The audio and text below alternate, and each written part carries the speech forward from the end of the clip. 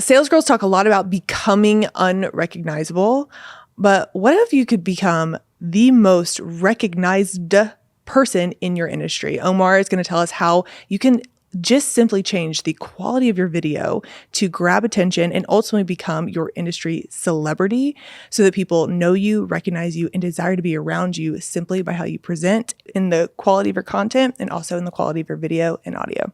Here we go.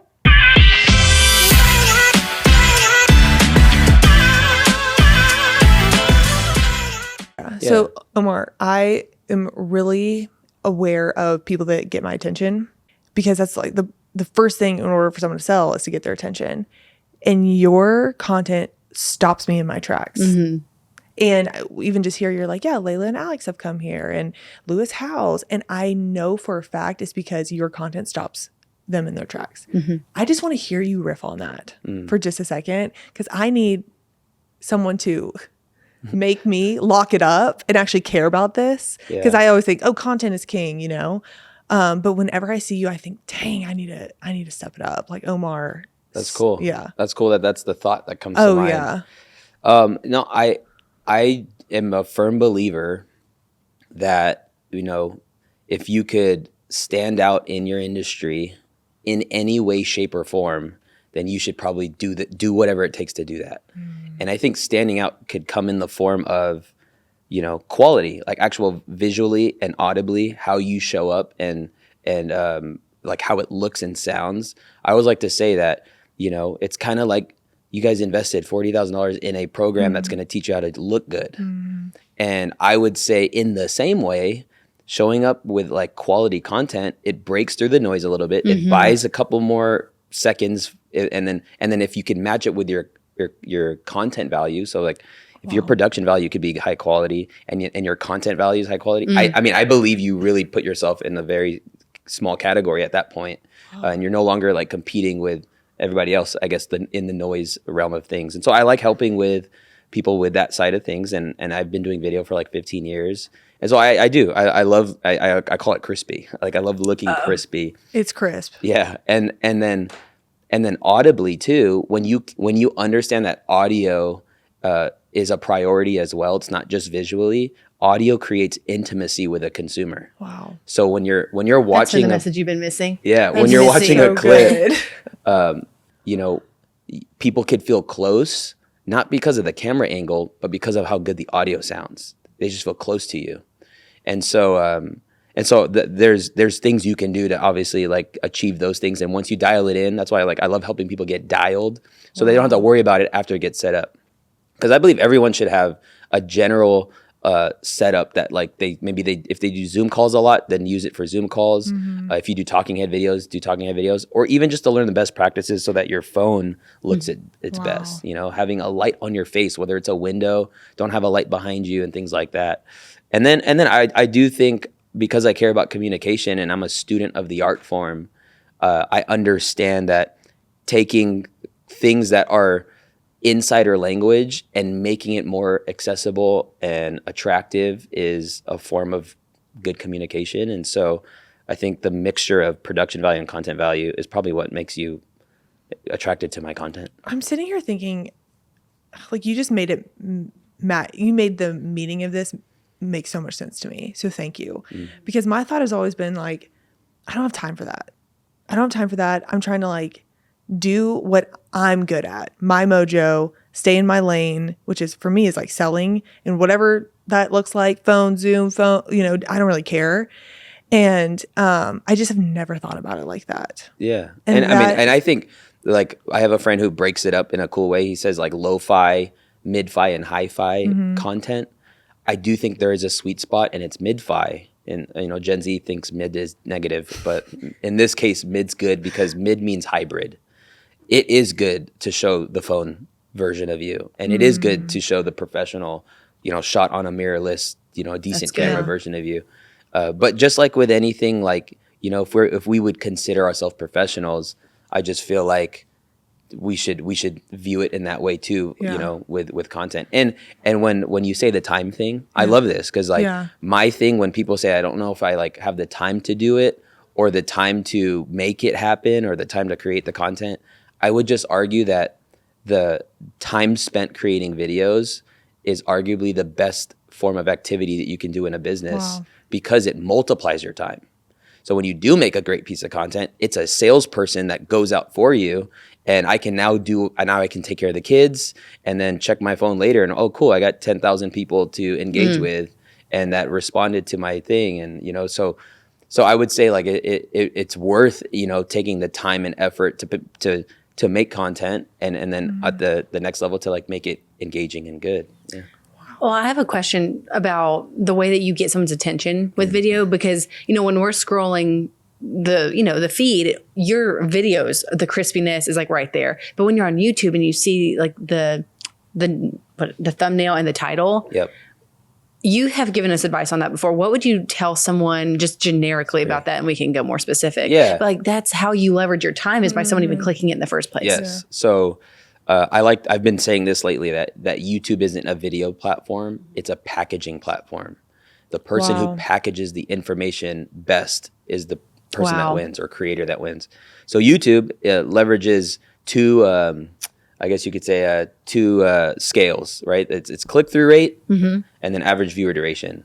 And most people, like you guys teach sales, and you were talking about in our last podcast that people like go and they make their offer and they just invite it. Same thing. People will put all this energy and effort into a video.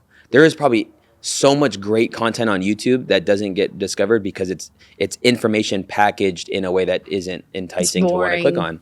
So you do have to learn the art form of YouTube in the form of click-through rates. And so the way you increase your click-through rate, meaning of the people who see your video, if they do see it, that there's a percentage of people that click on your video, they are persuaded by the title and the thumbnail.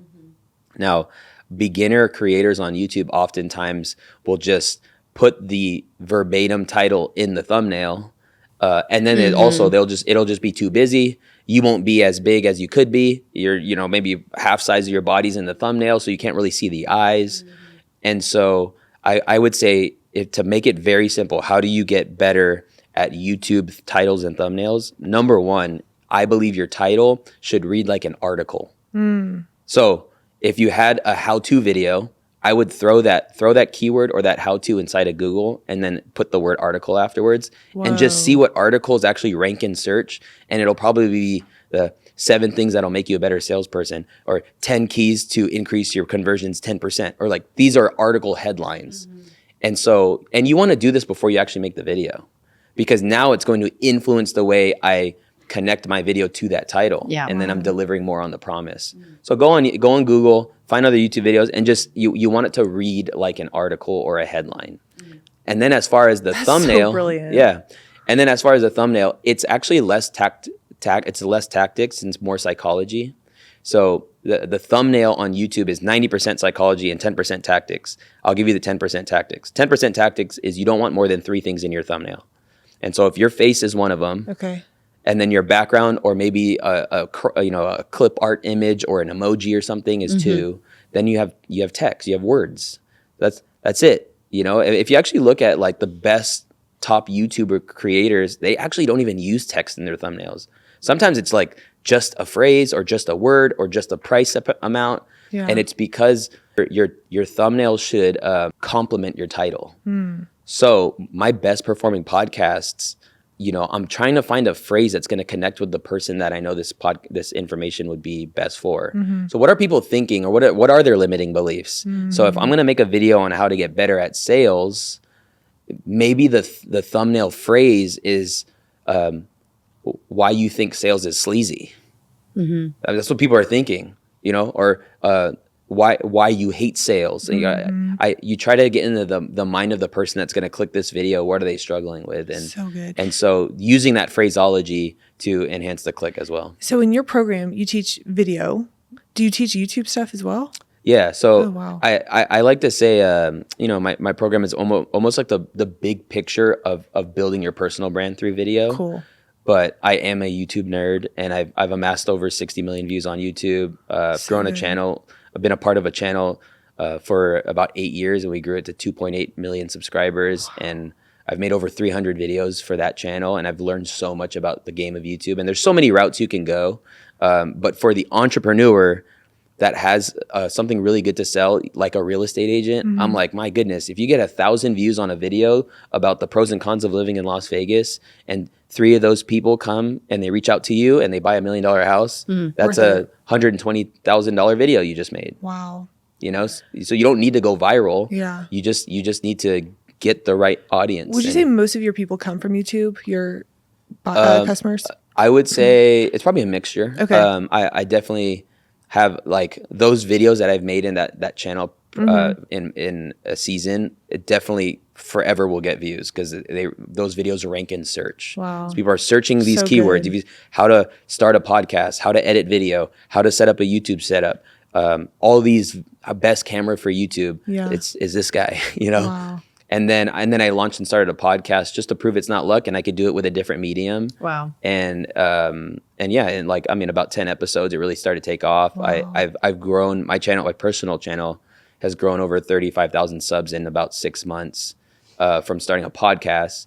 But I do know that people like and love me, trust me because of my Instagram. Oh, really? And it's because I shared the other facets of my life there. Okay. Which I feel like that's where you can actually have the permission to open up your life, like share the thing that my friend Neil Dingra, he talks about like the 5 F's that anyone could share.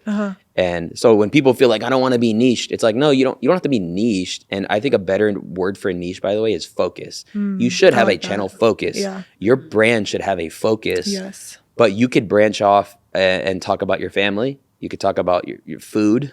Alex Hormozy, never skip dessert. That's You right. know, Yeah. you could show your fitness journey. Yep. My friend who's a real estate agent, he just got ripped in like 3 months, and I'm just like, but he's sharing it, and people are like more like they trust him more. 100%, yeah. You could share, fashion. Yep.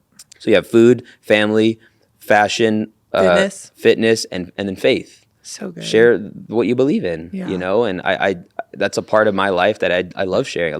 People love the fact that, I post about Sunday and that I'm a part of a church here in Vegas. And so, yeah, I think that allows you to have fun with it. It's so cool. Yeah. I was looking at your YouTube channel, and what really stood out to me were some of the comments.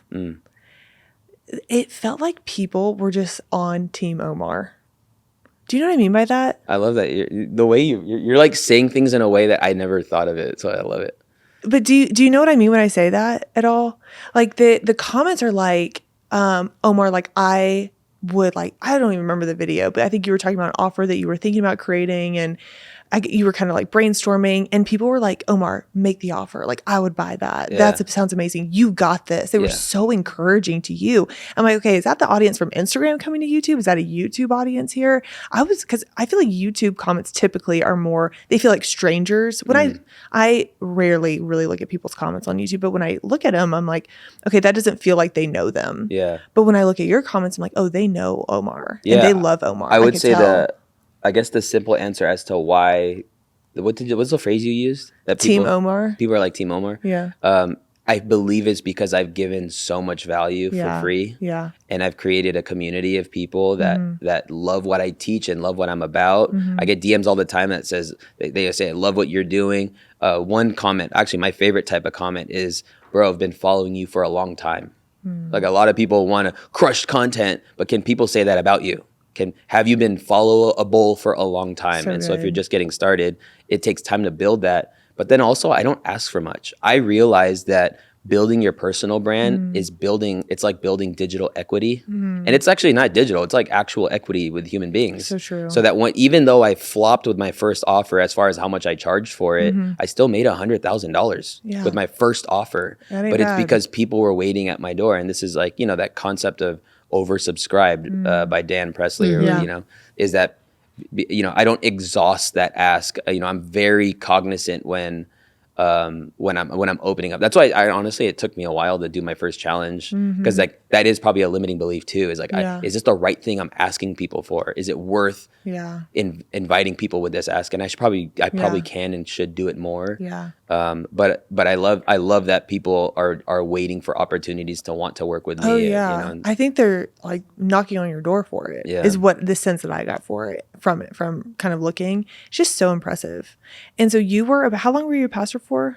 So I've been like ordained since like 2021. Okay. And the reason why my pastor, I remember the phone call, he was like, hey, I talked to the board, and we feel like it would be our honor to ordain you as a pastor. And I remember being like, I don't know, dude. Like, Yeah. but I thought being ordained as a pastor mean I had to become somebody I wasn't. But it was actually like, no, it's because you already are shepherding people, So and you good. already are caring for the community. This is just affirming the call that already is, and the office you already walk in. So that's good. kind of been yeah. Amazing. And then you say you've been in video for 15 years. Yeah. Tell me more about that. Yeah. I didn't realize that. Yeah. So I'm this is one of the funny things about why I feel like by the grace of God, like the world needs video, Yeah. business owners need video. And like, I've just been doing video for a while. But in high school, I took the elective, like it's called broadcast journalism. And we were responsible of making like the daily news. Yeah. And I fell in love with the process of creating video at that time. And it was a different form of like creating videos. You would have to record to a tape, and then you would capture that tape in real time into your editing platform, and then export it. But I always like to tell people that I just never put down the camera. Wow. And so, after I left high school, I went into college, but then I started vlogging and just showing what I was doing in life. Like nobody watched, it was whatever, but it got me better at editing. And then the opportunity presented itself when I got hired as a creative director at the church I was at the time. And there I grew in my leadership skills, but also grew in my, I guess you could say, the skills of being able to create content that move people, like testimonials and short films and things like that. Like if we want the congregation to join a small group, or if we want the congregation to sign up for this conference, how are we going to make them do that through a creative element? So like it showed me even like the power of how video can move people. And then 2016, I felt like it was time for me to just, I resigned from that role, and I was like, I think I'm going to just start building a business. I don't know what I'm doing, but I'm just going to start.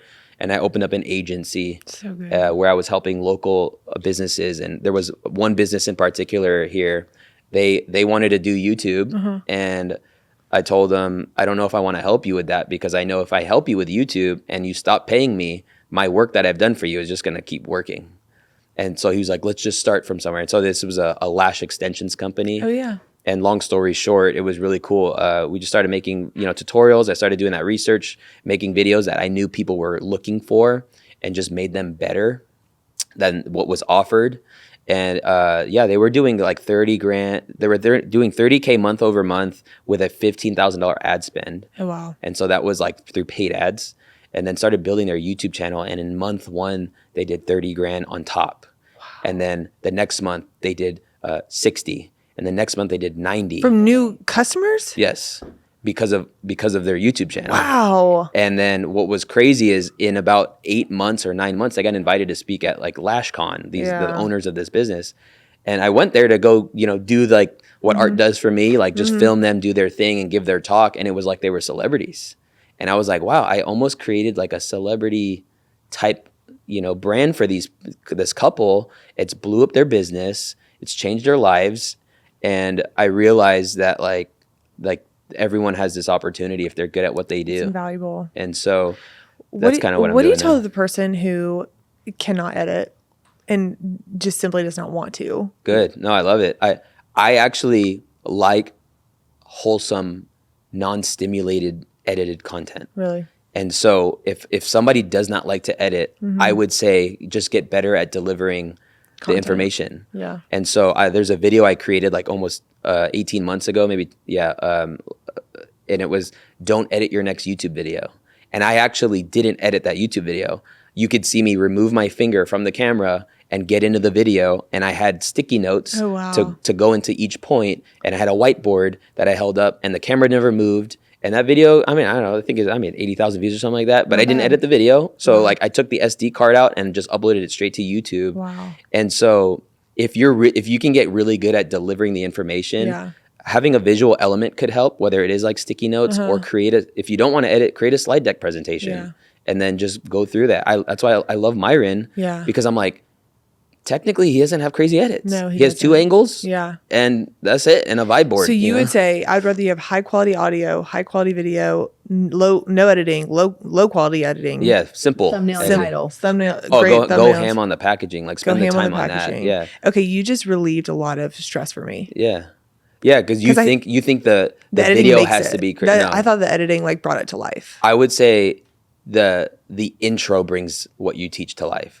But the thing about the intro is if you're really good, and again, going back to Myron, just a masterful, like the way he uses qualifying questions to start the video, like, and it aligns with the title and the thumbnail. So you click on this video and he says, or sometimes he starts with like a story that really like grabs you. There's one that's like, I remember when I first heard the word millionaire, I wanted to be one. So good. You know, like as someone who's an entrepreneur, like everyone's probably thinking that. Like, yeah, that's why we're all like trying our best to, you know, achieve whatever we're trying to achieve. Yeah. And then there's other times where, have you ever wondered why evil people are rich? Or why are rich people seen evil? Like you think about movies, like if you watch Marvel, and like so he leverages, you know, having a very thought through and thorough hook to win you to watch the rest of this, I guess you could say, talk, right? Like, I mean, they're pretty much just talks that he's uploading. Yeah. And so on my podcast, I don't put subscribe buttons. I don't put follow Omar and Instagram stickers and stuff like that. I put 80% of our energy with our podcast in the first minute. Wow. And it's 80%. 80%. So once the podcast starts, there's no editing. I mean, honestly, it's just going on whoever's talking. Crazy. And it's because if somebody's going to spend 50 minutes, sometimes some of my podcasts are 90 minutes long. Wow. What would make them start? I'll tell you what wouldn't make them start. Me just being like, all right, so today I wanted to talk about, hey guys, welcome back to the channel. Like that's not going to do it. Yeah. And so, you know, I've created kind of like a framework or a process of an intro that really helps people watch the rest of your video. Yeah. And it's 5 C's, and you can help me if I forget one. But the first is clarity. That like if I clicked on this video, that in the first 30 seconds, is there a clarity? I guess another word could be resolve. Like, it's like, can I take a deep breath to know that I clicked on the right video? Like I'm not being tricked or clickbaited, right? Yeah. So that's clarity. Then there's comprehension. That's something in the first 30 or 60 seconds makes me feel like I can do this. So good. And sometimes like that's why starting right away might be good, you know, or revealing a problem is good because you say like, I was that too, but that's why I want to talk about the mistakes I made so that you wouldn't have to do. Then somebody feels like, oh, I can do this as well. Yeah. Another one is credibility. Yeah. So sometimes sharing about things you've done or accomplished or somebody you've helped, you know, it just makes somebody feel like, safe. oh, I could trust you. Yeah. Yeah. And then the next one would be creative. And sometimes the creative could be just the song choice could help.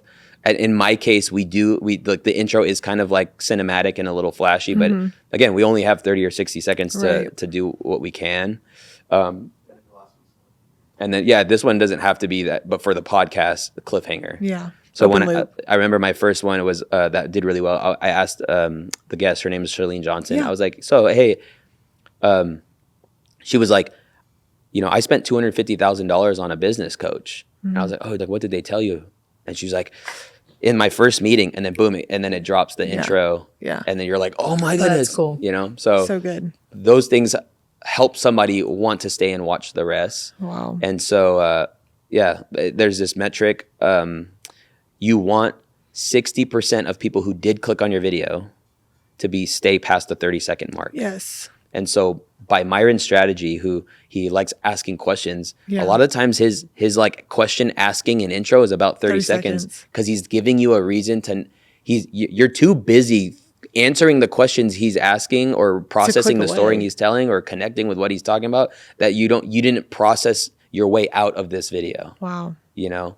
And so I mean, you guys teach sales and essentially from the title, the thumbnail, the first 30 seconds, you are persuading a person all the way through. So good. To get to that place. It's so funny because like when someone makes a sale, you almost think of that as like a commitment, like a relationship.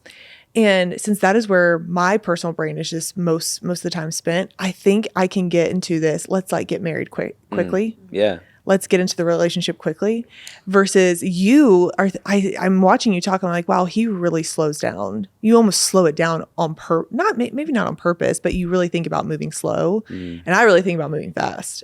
That's like who I am. In fact, Myron was telling us, he was like, sometimes a challenge can be too much of a good thing too fast. And I was like, no, that's the beginning of what are you talking about? That's how we start. He's like, no, that's later. Like, you want them to come already warmed up, already indoctrinated, already watched a bunch of your stuff. Like, and sit with a warm cup of coffee with your book. Exactly. And I'm like, wait, what? No, I want them into the challenge immediately. So he's really helped me see, hey, you need to slow it down sometimes.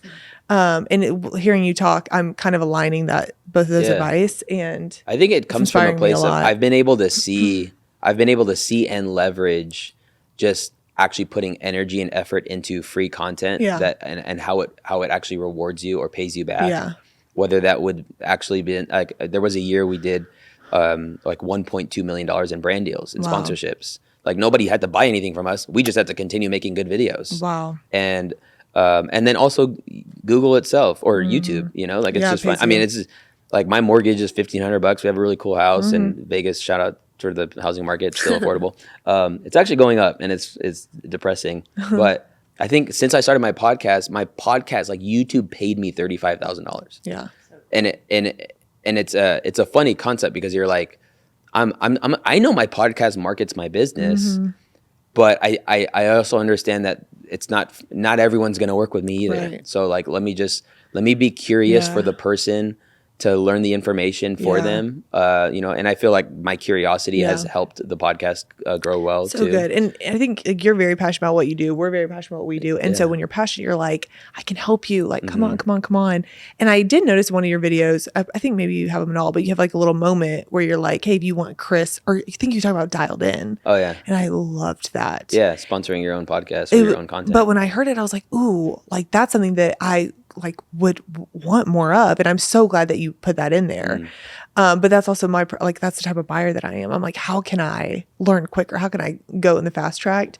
So hearing you talk is really changing how I think, and it's really helpful. Yeah, I would encourage you though. Like, I mean, I don't think you feel beat up or anything, but oh no, I love following you guys because of what you say in your content. Yeah, like, your social media, it does the same thing for me, because I've self-identified as somebody who cares about growing in the skill of sales, I guess you could say. And so that being the qualifier as to why I follow you to begin with, that you actually deliver on just the stories you guys tell and things like that. So imagine if we had a crispy. I mean, it would visual. Crispy. I don't know if you guys have like other females who teach the same thing or, but I would just say by doing that, it would just tip the scale. Yeah. I have a tactic question. Yeah. So when we think about the package on YouTube, and I'm also thinking about my testing brain, right? It's like, test one thing and test it for 6 months. It's like, what do you like? How do you think about prioritizing testing? That's good. If you just know that it was right, but something clearly went off the rails, what would you look at first? Yeah, I think if I back up and I tell people, like, hey, you got to give YouTube a valiant effort. It really is like the first while is actually a development thing and a discovery thing, where you're getting better at making videos. You're getting better at learning like what's working and not working, because the more you actually upload on YouTube, the more feedback you get, right? In the YouTube back end. But I would say it's probably time to change something. Well, for the first while, I also encourage people making like keyword based videos. So. And it's just a more practical approach, and it gives you a better shot at being discovered because you're leveraging the search engine of YouTube. So what are people searching for when they go on YouTube in regards to sales? So like, I mean, I'll go on YouTube right now and I'll just type in sales spacebar, and then it's gonna auto populate. Sales techniques is the first. It goes Salesforce, sales techniques, sales training. Sales motivation. So I'll just click on sales techniques, and then Alex Shamozy shows up. My best sales tactic and to make a ton of money is his like long tail. So like most people will probably make a video called 7 best sales tactics and then like end it there. But by him adding that long tail of and to make a ton of money, again, it speaks to a person.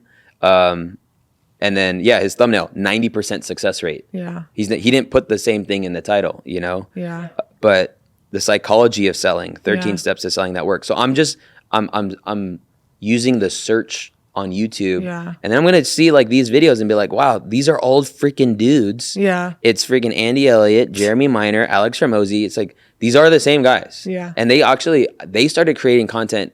I think in like Alex is like less than 3 years. Yeah. Andy's like less than 2 years. Wow. You know. So if you could just make your version better. Yeah. It might and better means either better could be shorter, better could be longer. Better could just be like, honestly, like a different style for different style. Women. Yeah. Right. Like, and so that's what I would say is just like helpful. Leverage what people are already searching, because nobody's searching for the sales girls. Yeah. They're searching how to get better at sales. And then outside of that, it's like data, right? Because it's like the click rate is a number. So it's like, well, if that's terrible, but the people who did watched a long time. Okay, well, the content's good then. It's just that click rate. For sure. Let's look at the thumbnail. Yeah. So cool.